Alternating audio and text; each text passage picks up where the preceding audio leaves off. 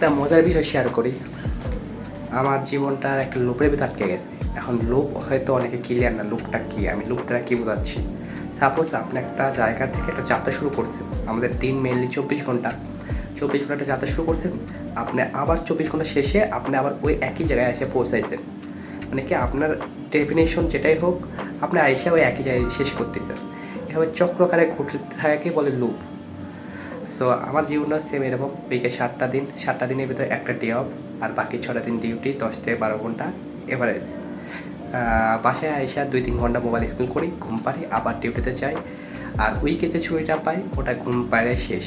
So আমি যে স্যালারিটা পাই এ টাকা আমি কী করবো না করবো ওটা হিসাব পরে, বাট আমার জীবনটার যে পর্যায়ে আছে এই লুপের ভিতরে আটকে গেছি।